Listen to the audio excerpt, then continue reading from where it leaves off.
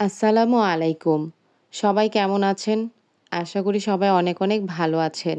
আজ ভাবলাম রান্নাঘরের চিরাচরিত রান্নাবান্না একটু পাশে রেখে আপনাদের সাথে একদম প্রাণ খুলে গল্প করতে, করতে একটা মজার কাজ করব।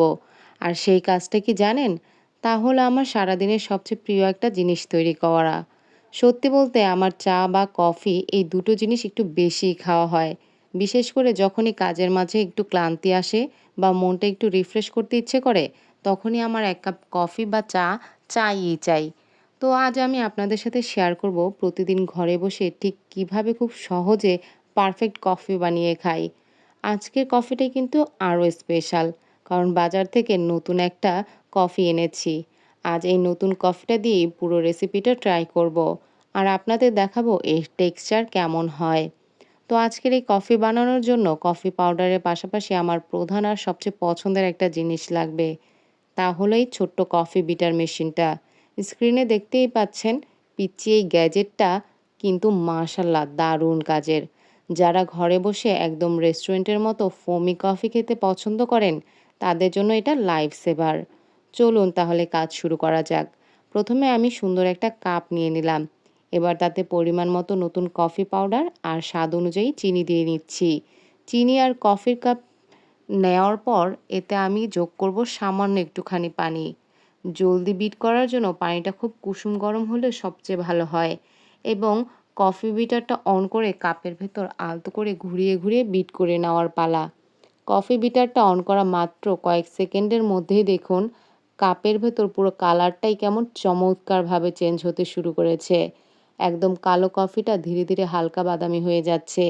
দেখতে দেখতে জাস্ট ম্যাজিকের মতো ঘন ক্রিমি তুলতুলে একটা ফোম তৈরি হয়ে যাচ্ছে। বিটারের চমৎকার ঘূর্ণির সাথে সাথে কফির এই ক্রিমি ফোম হয়ে ওঠার দৃশ্যটা আমার যে ঠিক কতটা ভালো লাগে তা আমি আপনাদের বলে বোঝাতে পারবো না। এই ফোমটার দিকে তাকালেই যেন অর্ধেক মন ভরে যায়। কফি আর চিনির এই মিক্সচারটা যখন একদম থিক আর ঘন ক্রিমের মতো হয়ে যাবে, তখন আমরা বিটারটা বন্ধ করে এই কাপটাকে একপাশে সরিয়ে রাখবো। আমাদের কফির মেইন বেস কিন্তু একদম রেডি। এবার কফির স্বাদটাকে একদম নেক্সট লেভেলে নিয়ে যাওয়ার জন্য আমরা করব দ্বিতীয় ধাপের কাজ। তার জন্য আমি আরেকটা পরিষ্কার কাপ নিয়ে নিলাম এবং তাতে নিয়ে নিচ্ছি একদম ঠান্ডা লিকুইড দুধ। যেহেতু আমরা কোল্ড কফি বা রিফ্রেশিং একটা কফি বানাবো, তাই দুধটা একদম চিল্ড হওয়া চাই। এবার কফি বিটারের মাথাটা একটু পরিষ্কার করে নিয়ে এতে ঠান্ডা দুধের কাপেও বিটারটা চালিয়ে দেব। বিটার দিয়ে ঠান্ডা দুধটাকে কিছুক্ষণ ভালো করে বিট করে নিলে দুধের উপর খুব চমৎকার একটা পাতলা ফোম বা বাবলস তৈরি হবে, যা কফির লুকটাকে পুরো ক্যাফে স্টাইলে বানিয়ে দেবে। দুধটা পারফেক্টলি বিট করা হয়ে গেলে এবার সেই বিট করা সাদা ধবধবে দুধটা আমরা আস্তে আস্তে আমাদের আগে থেকে তৈরি করে রাখা কফির ফোমের কাপটার মধ্যে ঢেলে দেব। দুধটা ঢালার পর একটা চামচ দিয়ে কফি আর দুধের ফোম খুব আলতো করে একটু নেড়েচেড়ে মিশিয়ে নেব। ব্যাস, দেখুন কত সহজে তৈরি হয়ে গেল আমাদের চোখ জোড়ানো মজাদার ঘরোয়া কোল্ড কফি।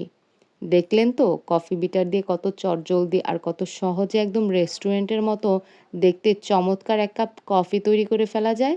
আপনাদের সাথে গল্প করতে করতে আর আড্ডা দিতে দিতে আমার আজকের স্পেশাল কফি বানানো কিন্তু একদমই শেষ। এখন আর কোনো খাটনি নেই। এখন শুধু শান্ত হয়ে বসে এই কফির কাপে চুমুক দেওয়ার পালা। চুমুকটা দিতে ওফ, কফির কড়া সুঘ্রাণ আর দুধের ক্রিমি টেক্সচার মিলে মনটা একদম সতেজ হয়ে গেল। সারাদিনের সব ক্লান্তি যেন এক নিমিষেই উধাও। তো বন্ধুরা, কফি বিটার দিয়ে তৈরি করা আমার এই কফি আজকে সহজ পদ্ধতিতে বানানো হয়েছে। এটা দেখে আপনাদের কেমন লাগলো? আপনারা কে কে কফি খেতে আমার মতো ভীষণ ভালোবাসেন? কমেন্ট করে কিন্তু আমাকে অবশ্যই জানাবেন। তবে আজ এখানেই বিদায় নিচ্ছি। সবাই ভালো থাকবেন, সুস্থ থাকবেন। আল্লাহ হাফেজ।